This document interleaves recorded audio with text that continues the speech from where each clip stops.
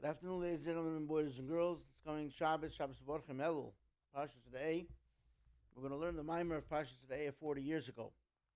Now, 40 years ago, it was actually Rosh Chodesh. Remember, like we've been saying, it's a day off on the calendar and the day of the week. So this year it's Erev Rosh Chodesh, the day before Rosh Chodesh.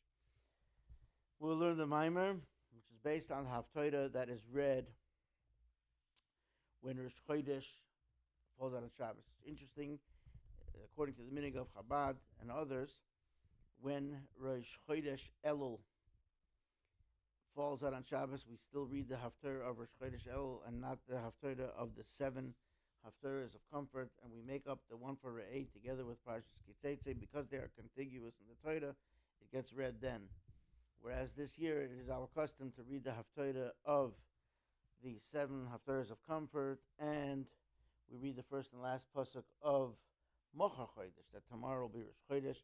That's just parenthetically speaking. So the mimer will begin.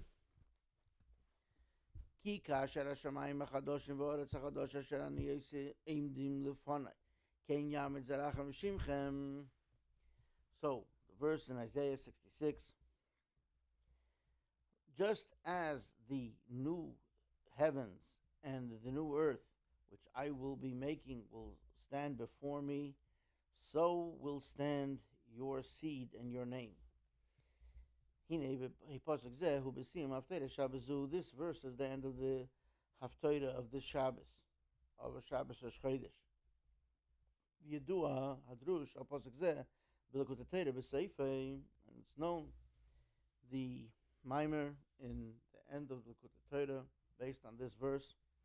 V'sham mekasher zeh ma shekosav b'tchilas Haftarah, and in that mimer, it's connected with the verse in the beginning of the Haftarah, which is Hashamayim ki v'ha'oretz hadoim raglai.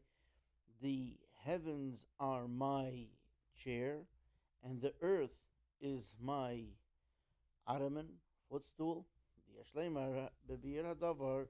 We could say that the explanation of this is shu api aklal denos seifan b'tchilason v'tchilason b'seifan.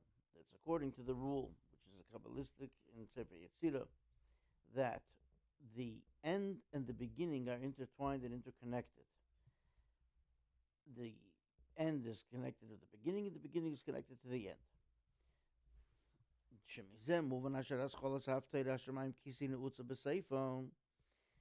this we'd understand that the beginning of the Haftarah, that the heavens are my chair, is connected and lodged in the end of it. Ki Kasher Hashamayim Hachadashim, like the new heavens. Now we understand right away heavens similarity. The Rebbe will discuss, of course, at length. We also understand this, that the first mimer in the book of Torah Oyer, which are the Mamorim of the Alter Rebbe, is the mimer which begins with the heavens are my chair, because in this we also are stressing the idea that the end is connected to the beginning and the beginning to the end. Because the Torah Oyer and the Likutei Torah are really one book. Now, as we know, the Mamorim on the books, on the Chumash of Bereshis and Shemois, are in Torah Oyer. The Mamorim of Vayikra, Bamidbar, and the Vodim are in Likutei Torah. Like we know, as it's told by the Rebbe's Rebbe, the Rebbe's father-in-law, the previous Rebbe, and it's printed in his Igros Kodesh towards the very end of volume 4, and it's also printed in the Likutei Torah and the Torah Oyer. This letter where he tells the whole story of why it was printed with two different names at two different times, and if they were going to print it, etc. It's a lengthy, interesting story, but the bottom line is that it's one series in one book.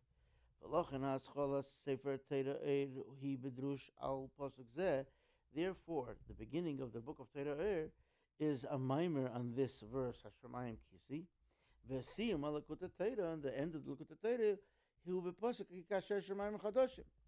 The end of the Likut Torah, which is the end of the series, is be like the end of this Haftarah, the end of this chapter of 66 in Yeshayahu, like the new heavens, the Hascholas Haftarah Hashamayim Kisi Niutza B'Seif, and like we've said, the beginning of the Haftarah, which is Hashamayim Kisi, the earth is my chair, is directly connected into the end, to the end, Kasher Hashamayim Chadashim, which ends about the new heaven. So, just like the Haftarah itself, also the books, Likut Torah and Likut Torah are connected in that way too, that the first mimer is connected to the final mimer. But this really seeks and needs some explanation, because ultimately the beginning and the end really are opposite. The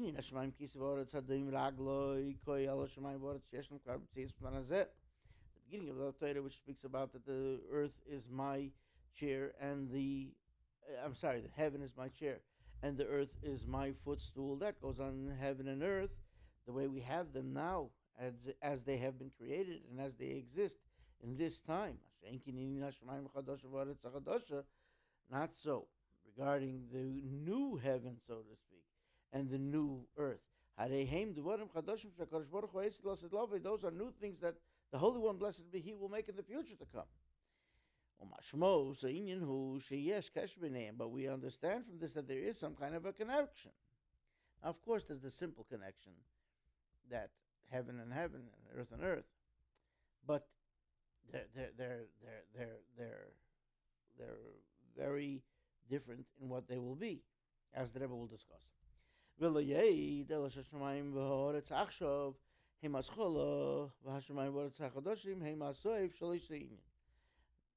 More so is that the heaven and earth as it is now is the beginning, and then the ultimate, the end, the heaven and the earth which are new, which will come, that's the end of the same, but it's the same creation, same thing.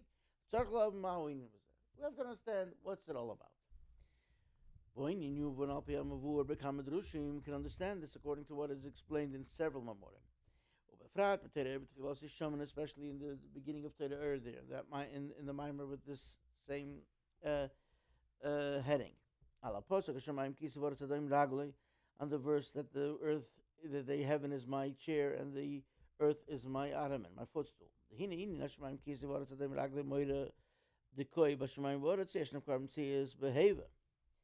it says that the heaven is my chair and the earth is my footstool, that is talking about the heaven and the earth the way we already have it in existence presently.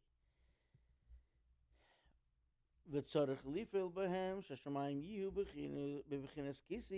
it's our mission and task to effect that the heaven should be my chair, God's chair, so to speak. And the earth should be God's footstool.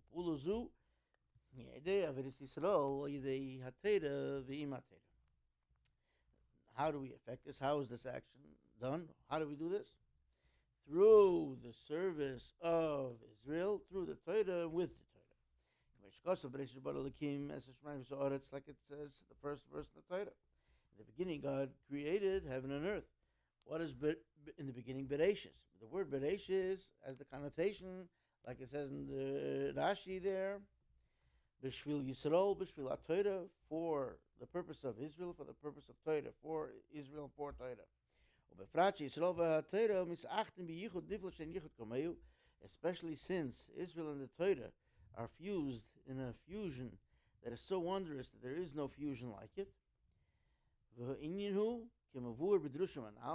And like it's explained in those mamorim, this is what it's all about. The idea of my chair and my footstool in the supernal realm, in the godly realm, the chair and the footstool of the Holy One, blessed be He, we can understand what that may mean when we think about the analogy of a chair and a footstool for the person who dwells here in the lower realm. The Torah speaks in terms that we understand, in terms of human beings. So it speaks in topics and in things that we can grasp, that we understand. Like the Rambam writes in the beginning of the laws of the fundamentals of Torah, regarding the descriptions in Torah, the adjectives in Torah.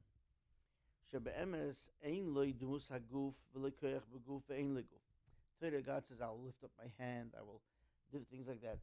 And Rambam explains, God doesn't have a physical hand. So, or etc. So that in truth, He doesn't have the image of a body or the power of a body, and He doesn't have a body. That's not what God is. But the Torah speaks in terms that we can grasp. So we think in terms of a body. So therefore, the Torah says, God's nostrils flared, God outstretched His hand, etc.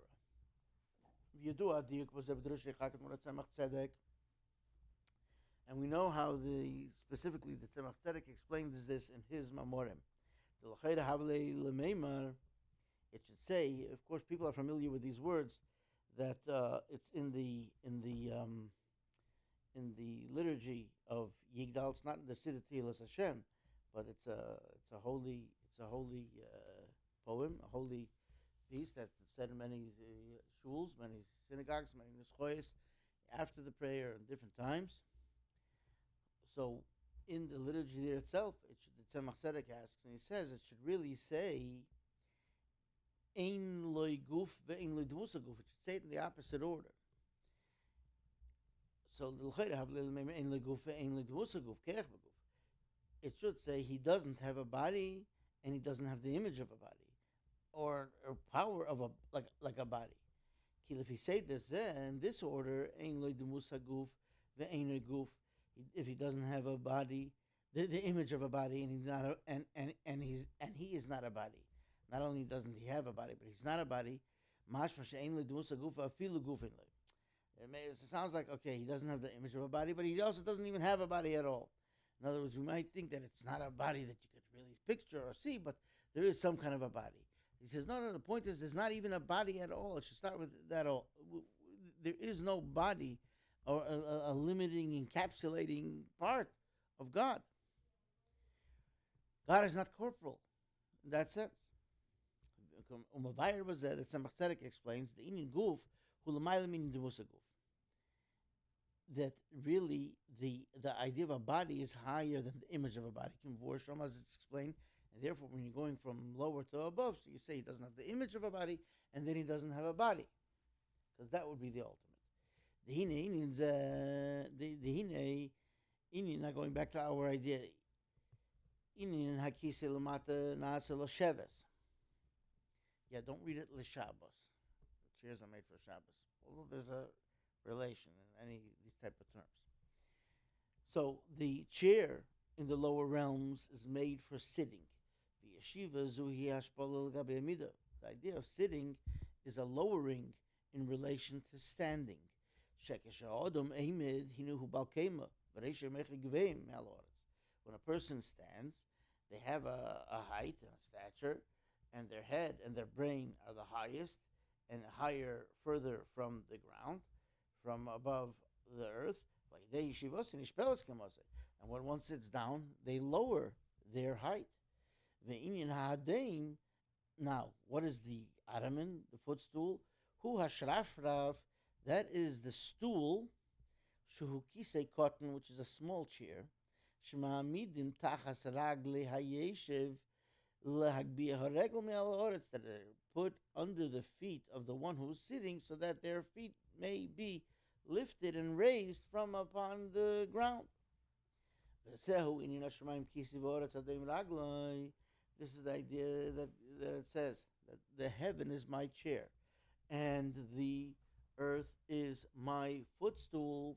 Hashamayim hi hatera. Shamayim is a reference to Torah.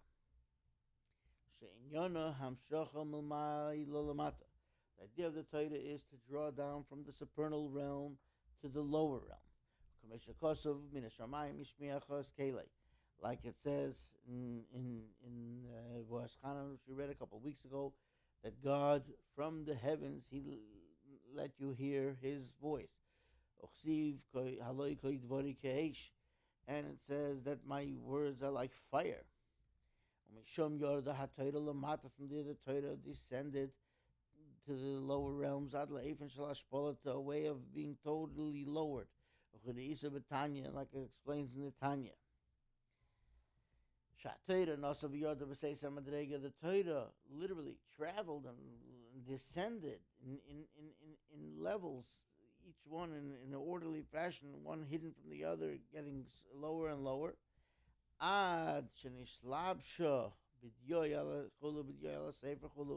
Until it was enclosed in the Torah as we have it, ink on parchment, physical ideas, topics, so that we should be able to grasp it in our thought process. It when descended and was lowered to the lower realm, till to the extent that it can be grasped in the brain and thought process of human beings. To the extent that the Torah speaks in terms and terminology that a human being can understand. And that's why it's called a chair, which lowers you down to a lower level. So now what's the idea of the stool, the footstool? God's footstool, this refers to the mitzvahs. The mitzvahs, the commandments, their idea is to uplift from below to above, to raise. Just like the footstool raises the feet. Therefore, the mitzvahs were given in physical measurements and the physical body, physical objects, physical things. Mitzvahs are physical. Specifically, to elevate them and everything that's about them and the world that they represent, and elevate them to the supernal realm. Torah itself is not innately and expressly connected with physical. As is known, they study Torah in paradise in Gan Eden. In other words, there it's a whole different Torah. It doesn't speak when it speaks here about somebody who exchanges a cow for a donkey, etc. These kind of things. There it's on a whole different spiritual abstract thing that is not about this physical story the way we see the Torah. The way we have it, it's Torah, but Torah had to go from level to level to terms that we understand. We understand about a cow and a donkey, etc. The idea of the Torah's spirituality comes down here to the lower realm, even when it's talking about physical, carnal things. But mitzvahs are specifically physical. They're specifically for the lower realm. To uplift and raise physical things. And that's why mitzvahs are the level and realm of earth. Earth is the lowest, and that's from below to above. And their effect and what they do is that they should be the footstool for God's feet. To raise from below to above. And more than that. Why is it called Eretz? Now here the Rebbe speaks about only one of the reasons why it's called Eretz, because it's going to illustrate this point. It's called Eretz for the idea of running. It has the word Rutz in it. Lama nikra shmo Eretz sheratzasa. Like it says in the Medrash, why is it called Eretz? Because it ran. Now, the other interpretation is that it wanted. But wanting, when you want something real bad, you run. Ki asiyah is called ha-mitzvahs tzorech liyas b'zizuz u'b'simcha, because the performance and the action of the mitzvahs have to be with alacrity and happiness. In other words, running, enthusiasm. Kamayim haveras l'dvar mitzvah, and like it says in the Mishnah, you should run for a mitzvah, for matters associated with a mitzvah. Ve'edzei shepul zu hu yidei Yisrael nikroim b'shem eretz chayfetz, and the mitzvahs are performed by Israel, who are called wanted, lusted earth, lusted land, special land. The idea of land, in other words, that has treasures, etc. You could even add, the Rebbe says, now that's of course the Kiatum Tin Li'eretz Chayfetz Malachi. It says, you'll be for me such a wanted, good plot of land. Yesh lahesib b'zeh, the halaw he gam b'bchinas raglei. That we could add that where's the elevation? In the level of raglai. God says, in my legs, my feet. Raglav shel HaKadosh Baruch Hu, the legs, the feet of the Holy One, blessed be He. Ma'asher ba'asora ba'amores nivra ha'olam. With 10 utterances, He created the world, right? So God, we said before, He doesn't have a body, but we're talking about that. That represents what's the lowest part. To the extent that it flows down to actual physical world, doing things that actions. But by the word of God, heavens were made. And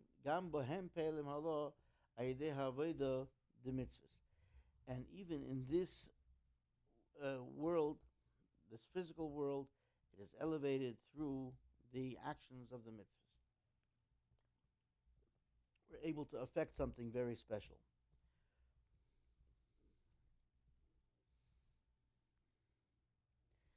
So even in this physical world, we affect this elevation, this ascending through mitzvah performance. This is the idea that the heaven is my chair and the earth is my footstool. The whole idea and goal of the service of Israel is to affect heaven and earth. Like it says in the beginning, God created heaven and earth. What does that mean? The whole creation was for, the world was there for Israel to follow and with the Torah and performing the mitzvahs. That's the idea of God's chair, right? Lowering from the heaven to the earth, and then elevating the earth back up. That's the idea of the stool, elevating. And that's Bereshis Boralakim. God created for the Reshis, for Israel that's called Reshis, for Torah that's called Reshis, that all these together all work in unison and in harmony, and for the purpose, the ultimate purpose of the creation of the world. But then more than that is what it says in the end of the Haftarah. Just like the heaven and the new heavens and the new earth that I'm going to make. What is that? That's where Mashiach will come. Everything's going to be in a whole different realm. In a perspective that we don't even understand, we don't see, we don't understand. This is already something new regarding in relation to the heaven and earth, the way it was made before, originally. We know that the way that God does things is measure for measure. And as we know, like the lower awakening, God responds with the supernal awakening. And it's commensurate. And then there's, of course, the supernal awakening that's not commensurate, as the Rebbe will explain here.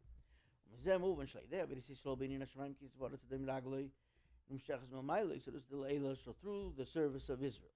in the idea of the heaven is my chair and the earth is my footstool, meaning the Torah and the mitzvahs. We draw down from above the supernal awakening, meaning that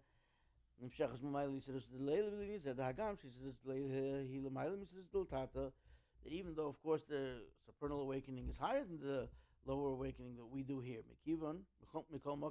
nevertheless, since it's drawn down in a way of cause and effect, so we understand that there is some kind of connection, even though the godly energy that's drawn down and brought with this is in a whole different realm of the physical object with which we perform the mitzvah. But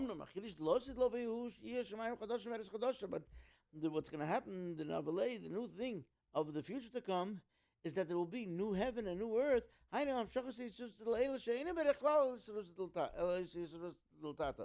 will draw down this supernal awakening that's not even at all in any relation with what we do here, with what the lower awakening is. It's going to come from a much higher realm. Therefore,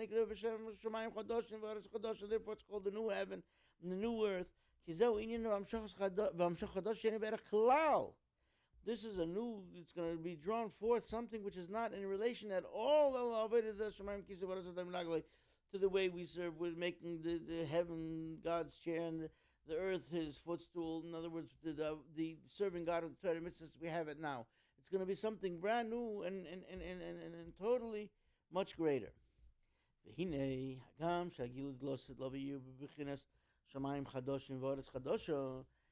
though the revelation in the future to come will be in the new heaven and the new earth, not at all in relation and relative to the way we serve God in this day and age in this time. Nevertheless, it's still connected and bonded to the way we serve God in this time. And that's why he finishes the verse by saying, so will stand and remain your seed and your name. That's talking about what we do. The mitzvahs that we perform now, they are eternal, they are forever. As we'll explain.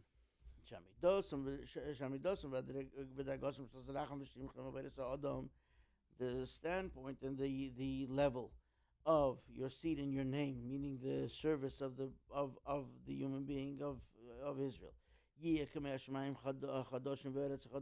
be like the new heaven and the new the new earth. At the level of the supernal awakening, which is not even relative to the lower awakening. They will be steadfastly standing before God and significant. Specifically before God, in the innermost of the supernal realm of God. That's how significant and important it is.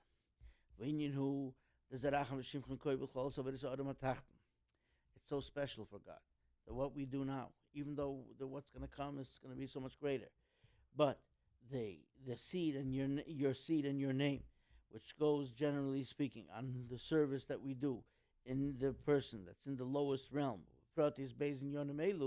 and more specifically these two things, but speak about a higher aspect and a lower aspect within this lower person, Shebetachten. So because the lower realm, the human being, has a higher part and a lower part, and the higher realm also has a higher and a lower part. Your seed, that refers to the higher part of the lower realm. Seed is something that you plant, and a seed for the purpose of sprouting and growing. When it says your name, that goes in the lower part of the lower one of the human. It's interesting. Other places Chassidus explains the significance of the name. With all the significance, that there's things that are much more significant. So the Rebbe explains that the name is really not anything so important, right? A person exists without a name. Let's say nobody was ever given a name. A person doesn't need a name to exist. In other words, the name is only for somebody else to refer to the person or to call the person, to get their attention.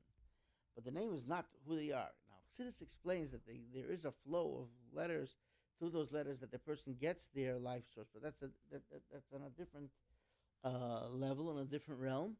But nevertheless, in the practical sense for the person doesn't need their name essentially.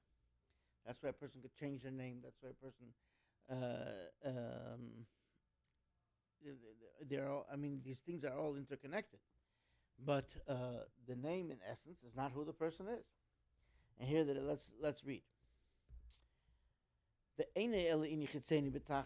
name is something just totally outwardly, ultimate of the outwardness. There is the idea that there is the flow, and there is the energy, and there's the power, the light, so to speak. All these things, even though you can't see it, and they're abstract, but they are all something that exist and that are essential. But lower than all of that is the idea of the name. It's really nothing. The name is nothing. It's just a reference purpose. It's only there for someone else, for an external, for others. And as it's brought in several places in Chassidus, the example for this, even though, right, you get the life source from the letters of the name, but there are many people that have the same name. So this is the example. You see many people that have called the same name. For instance, with the name Reuven, for example. But nevertheless, they're all different, one from the other, right? Think of all the people you know are called Reuven. You'll see each one is different than the other one. And for that matter, any other name. Because every person is different.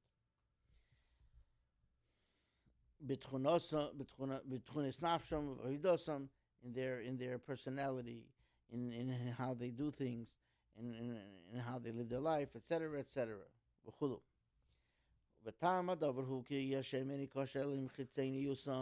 The reason for this is because the name is only connected to their external part and externality, their outside. It's not their essence. Interesting here also that Rebbe says it was the name was given to them because so it was the will of the parents. For another reason. Maybe what the Rebbe is hinting to here is because essentially we say that the parents have Rosh Chodesh. It's really it really does refer back to the original reason of the flow of energy of the creation of this person comes from the name. So here the Rebbe is talking, there's always two ends. And usually we talk about the high end of what a name is. Here that I was talking about, the lowest part of it. But when it says your seed, that's really what the real makeup, the real existence. Something which is planted that has to grow. You get results. Just like you have your seed and your name in general.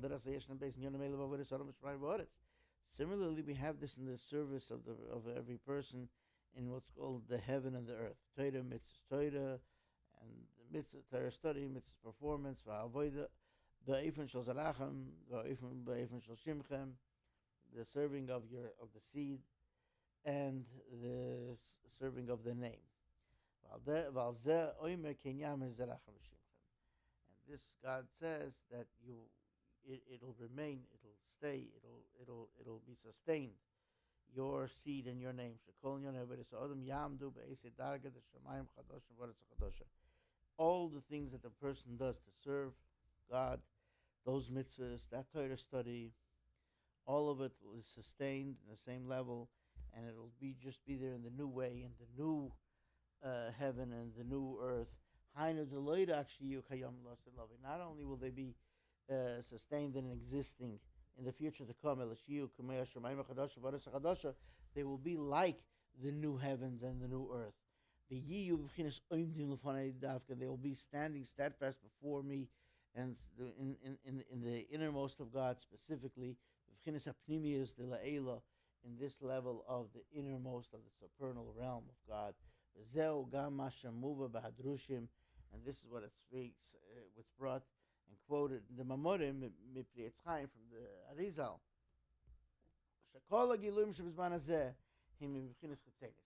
all of the revelations that we get from God are from the outside part of the realm of Atik. Atik being that part of God where God straddles between the essence of God and the decision to create and then to start creating. On the highest level of this, there's the Atik, and Atik is the one that's closer to the essence of God. That's called the innermost of Atik. The one that's more like on the realm of creation and pivoting, that's the outside of Atik, the Chetzenis Atik. So everything now that we have is from that level, from the outside level of Atik. And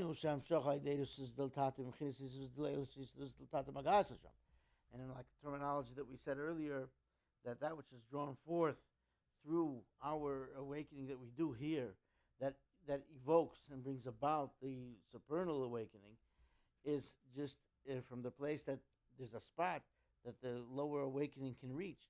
Then like we've said in other mamorim, that there's a spot that it doesn't reach, that just God gives from himself in his highest realm. And that's what the Rebbe is talking about now in the future to come. There'll be the revelation of the innermost of this Atik, of this level. That's the before everything in creation, that it will then shine in and the world will be in this godly realm. So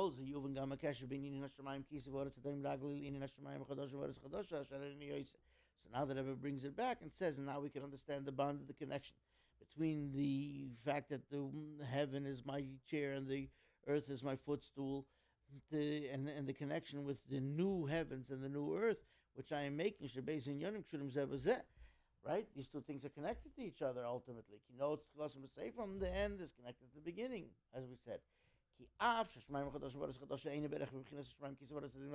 though the new heaven and the new earth are not in relation to the heaven and earth the way we know it now. The heaven is my chair and the earth is my footstool. It'll be so much greater when Mashiach comes.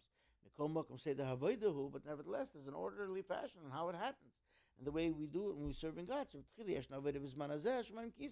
First, we have to go through this process of the world as we know it now, the serving God in this time, which is the heaven is my chair, etc. And therefore, through this, we can reach the revelation which will be in the future. Hashamayim of like the new heavens that is referred to in the end. And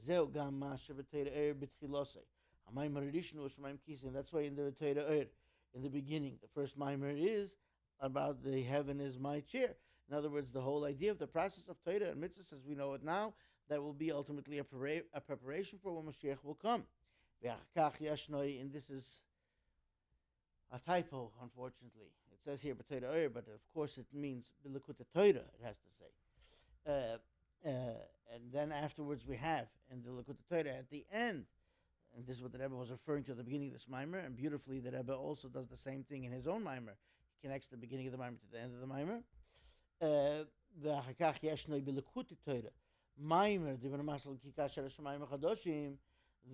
mimer of just like there is the new heavens, and that's a reference to Mashiach.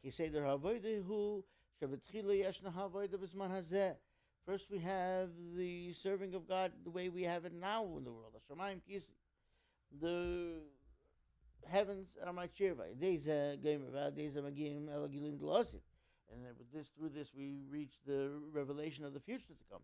Kasher Hashamayim Hachadashim, like the new heavens, the time of the era of Mashiach. And not only that, but then when Mashiach comes, this is how it will be. In the future to come,